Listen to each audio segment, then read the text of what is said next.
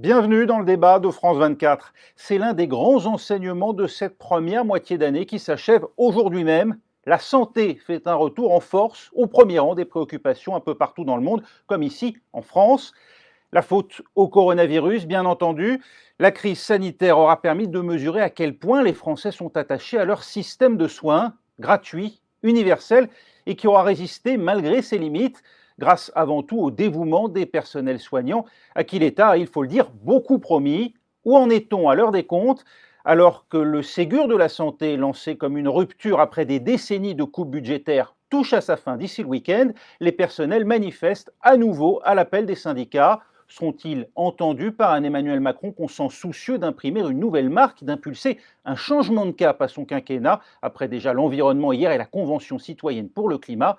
Réponse dans les tout prochains jours. Santé, la France, à l'heure des comptes, on en débat avec Jannick Halimi, rédactrice en chef adjointe du Parisien. Bonjour Jannick Halimi. Bonjour. Vous êtes co-auteur avec Frédéric Delpech de cet ouvrage, Le jour où la droite se saborda, sorti en février dernier aux éditions de l'Archipel. Sous-titre Du Trocadéro à aujourd'hui, les coulisses d'un naufrage, avec en couverture cette photo de François Fillon. C'était lors du meeting du Trocadéro en pleine campagne présidentielle en 2017. Le candidat de la droite qui venait alors d'être mis en examen et qui a été condamné hier à 5 ans de prison, dont 2 fermes pour détournement de fonds publics.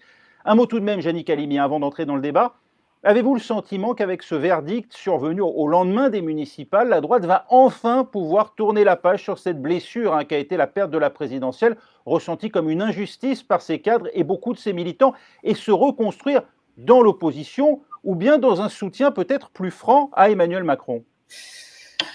Pour répondre à votre première question, est-ce que la droite a enfin tourné la page de cette période calamiteuse qu'ont été donc qu'a été la dernière élection présidentielle? Moi, je voudrais vous dire que la droite, à part un ou deux lieutenants plus loyaux que fidèles d'ailleurs à François Fillon, la droite a déjà tourné la page et a tourné la page avec un soulagement à peine dissimulé et pour les avoir beaucoup fréquentés au début du procès qui a eu lieu avant la crise sanitaire, je peux vous dire que cette résurgence, cette réminiscence de cette période très compliquée pour la droite française a été un nouveau cauchemar pour les élus et les responsables de la droite encore aux responsabilités. Donc pour résumer, la droite a encore une fois, a tourné définitivement la page François Fillon. Elle a tourné la page de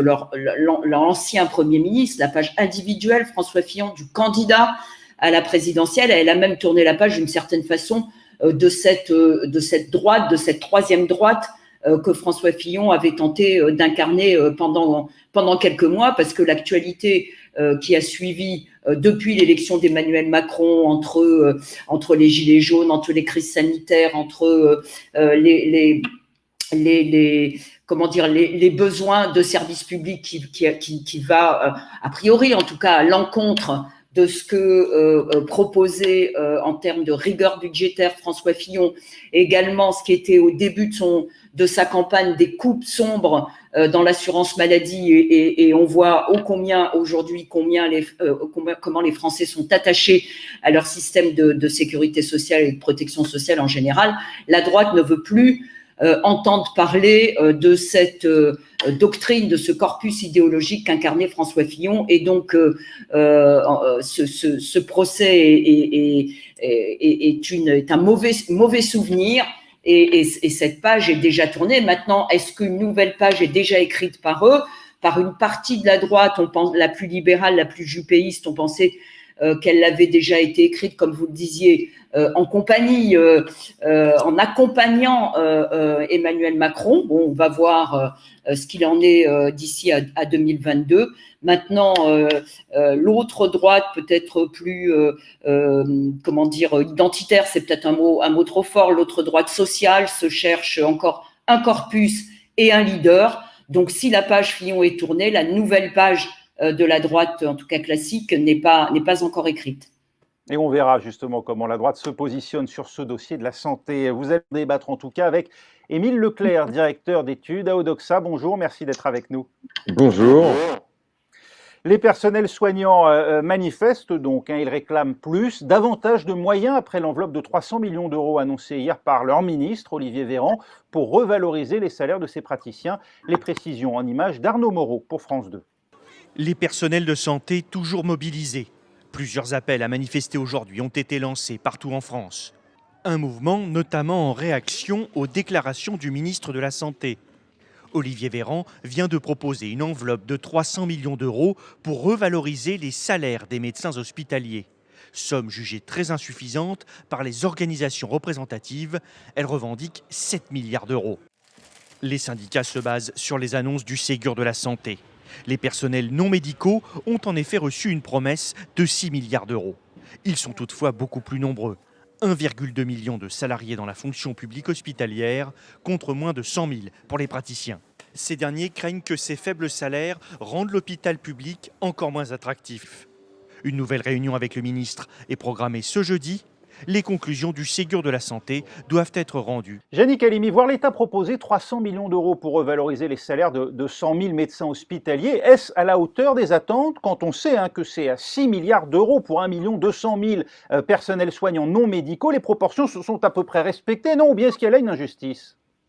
Je ne sais pas s'il y a une injustice. En tout cas, c'est vrai que c'est bien en deçà de ce que pouvaient attendre les médecins qui, notamment après la crise sanitaire, ont redoublé d'efforts, d'énergie et d'engagement auprès de la population française. C'est vrai que ça paraît aussi en deçà de tous les engagements, en tout cas de toutes les promesses formulées par Olivier Véran, Édouard Philippe, le président de la République. Il est vrai qu'au-delà d'une justice un peu immanente et qui reste quand même extrêmement subjective, il est vrai que d'un point de vue objectif, les médecins hospitaliers sont plutôt mal payés par rapport à l'étranger et aussi par rapport au secteur privé.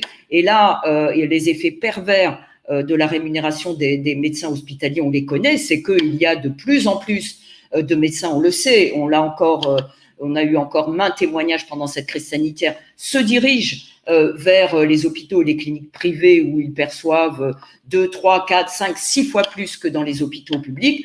Donc c'est vrai que là aussi, il y a un arbitrage compliqué à faire parce que même si on est un peu à l'époque de l'argent magique, comme on dit, il y a quand même des contraintes financières qui s'imposent ou qui vont finir très rapidement par s'imposer au pouvoir public. Il n'empêche que Olivier Véran va devoir faire un arbitrage entre les moyens qu'il dispose et la nécessité qu'a l'hôpital public de retenir, fidéliser et attirer également, donc de retenir et fidéliser les médecins qui sont déjà en fonction et attirer les nouveaux talents. Et on sait que là, c'est un problème fondamental, structurel pour le public. Oui, ce que disent les syndicats des praticiens hospitaliers, Émile Leclerc, c'est qu'il y a un problème d'attractivité. Aujourd'hui, les niveaux de salaire proposés aux médecins ne permettent plus de pourvoir un quart des postes dans les établissements de santé publique. Oui, et c'est assez colossal et c'est problématique aux yeux des Français, parce que les Français sont extrêmement attachés, on l'a déjà dit à maintes reprises, à leur système de santé. Ils sont extrêmement attachés à l'hôpital public et ils ont parfaitement conscience du mal-être finalement du personnel de santé, que ce soit les médecins ou les infirmières ou les aides-soignantes, l'ensemble du personnel hospitalier aujourd'hui nous dit clairement qu'il manque de moyens, qu'il y a une difficulté colossale, au-delà même des salaires personnels, qu'il manque vraiment de moyens. Et ça, les Français en ont tout à fait conscience. L'attente est forte au niveau de l'opinion. Comment ? L'attente est forte au sein de l'opinion publique sur cette question-là. L'attente est extrêmement forte et tout ce que dira le personnel de santé, en fait, sera beaucoup plus audible aux yeux des Français que ce que dira le gouvernement. Donc, à partir du moment où le personnel de santé, le personnel hospitalier nous dit les moyens qu'on nous donne ne sont pas suffisants, que ce soit vrai ou non, la question n'est même pas là aux yeux des Français, puisqu'ils ont un tel écho auprès de la population que l'ensemble des Français les soutiendront. On a déjà par le passé régulièrement posé des questions autour des manifestations, pas celles d'aujourd'hui, mais vous avez plus de 80% des Français qui soutiennent les manifestations des personnels hospitaliers. C'est extrêmement rare. La plupart des manifestations sont tout juste soutenues par la moitié de la population quand c'est déjà un soutien assez élevé. Donc 80% de soutien, c'est colossal. On voit tout l'intérêt politique, bien sûr, à Jannick Halimi aujourd'hui pour l'État d'ouvrir les vannes en direction de l'hôpital, mais vous l'avez évoqué, l'État est pris entre le marteau et l'enclume. Il y a cette contrainte budgétaire, le budget de la Sécu qui plonge à 52 milliards d'euros de déficit, du jamais vu. C'est 10 fois le déficit de l'année dernière, de 2019, sans compter le déficit public. Il se trouve qu'Emmanuel Macron a dîné hier soir avec Angela Merkel près de Berlin. Notre capacité, en tant que Français, à moderniser notre système de santé passe aujourd'hui par le soutien de l'Allemagne.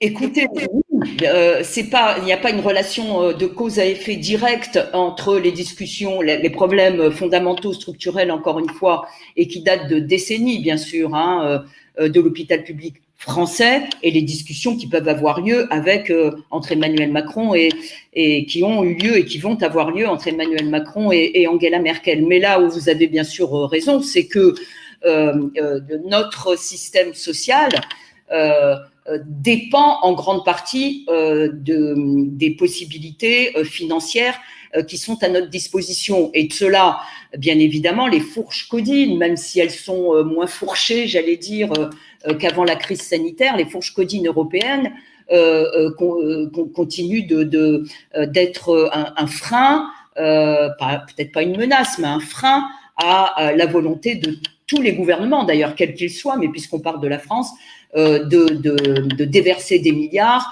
et de restructurer certains pans de leur économie ou de leur système social, donc en l'occurrence les hôpitaux. Il y a aussi... Il va falloir, d'après vous, qu'Emmanuel Macron donne des gages en poursuivant, par exemple, la réforme des retraites? Alors, ça a toujours été le cas dans les discussions avec Bruxelles et avec Angela Merkel aussi, enfin, institutionnellement parlant, c'est avec Bruxelles, que si nous devions, chaque État, bien sûr, membre de l'Union européenne, devait dépasser les fameux critères de Maastricht en termes de déficit budgétaire ou d'endettement, l'État en question, donc parlons de la France, devait donner des gages, vous avez raison, en matière de réforme structurelle. C'est ce que n'a cessé de vouloir faire Emmanuel Macron, dont l'Europe est un des axes et un des piliers fondamentaux de la politique et du programme sur lequel il a été élu. C'est ce que n'a cessé de faire Emmanuel Macron pour défendre la réforme, toutes les réformes qu'il a menées. On est pour, on est contre, bien sûr, mais depuis son quinquennat, que ce soit la réforme du temps de travail, que ce soit la réforme du droit du travail, plutôt que ce soit la réforme de la SNCF, et puis maintenant la réforme des retraites. Donc il va devoir donner des gages, ça c'est vrai, mais encore une fois, ce n'est pas seulement des oukases ou des contreparties obligatoires que demande Bruxelles. Il y a aussi une nécessité de fond de réorganiser le système social français pour le rendre plus efficace, non pas pour en réduire la superficie et le degré de protection, qui, comme le disait Monsieur Leclerc, reste une des données phares, une des préoccupations phares, un des besoins essentiels de l'opinion publique et des Français. Non, pour justement sauver du naufrage notre système social, quel qu'il soit, de santé ou de retraite, en le rendant plus efficace. Et c'est pour cette raison, je termine là-dessus, qu'Emmanuel Macron, mais là, le problème est dans le flou de son projet, mais a comme, on va dire, étage d'une fusée pour finir son quinquennat, un projet extrêmement ambitieux de réforme de la sécurité sociale avec un 5e pilier de la sécurité sociale qui engloberait la vieillesse, les personnes âgées, les dépendances, enfin, sans rentrer dans le détail. De fait, Emmanuel Macron, Bruxelles ou pas, a cette volonté affichée de rendre plus efficace, mais aussi plus protecteur, le système social à la française. Est-ce qu'il en aura le temps et les moyens? Il a environ 2 ans pour nous convaincre. Émile Leclerc, c'est encore possible, ça, aux yeux de l'opinion publique, de reprendre la réforme des retraites, de la mener à son terme, puisque c'était quasiment le cas, il faut s'en souvenir, avant cette crise du Covid-19. Et puis, est-ce que c'est possible? Est-ce qu'on s'entend entre l'État et l'opinion publique sur ce que signifierait demain une réforme de l'hôpital public? Est-ce que on est d'accord sur les termes? On entend beaucoup parler de réduire la bureaucratie de l'hôpital et expliquer que ça a peut-être été un frein pendant cette crise du Covid, mais est-ce que les Français ont conscience de ce que signifie aussi réduire la part de la bureaucratie, notamment en termes d'emploi public?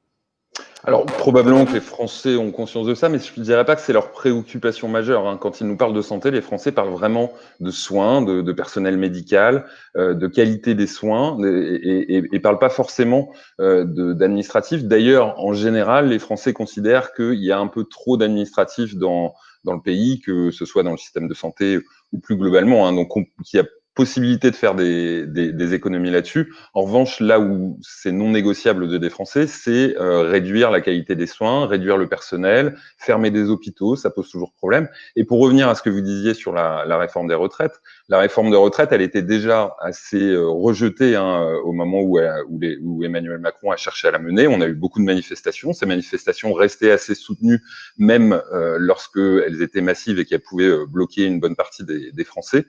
Donc là, après, dans ce monde après Covid, remener une réforme des retraites, ça sera sans doute très compliqué et très délicat pour le gouvernement.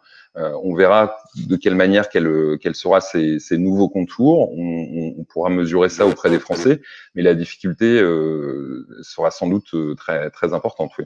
Et avec cette question, qui pour l'incarner, ce sera aussi sans doute la réponse des prochains jours avec ce remaniement tant attendu ici en France. Merci Émile Leclerc d'avoir été avec nous. Merci également à Yannick Halimi du Parisien. Merci. C'est la fin de ce débat. Merci d'y avoir participé. Merci à vous de l'avoir suivi. Restez avec nous sur France 24. L'info continue.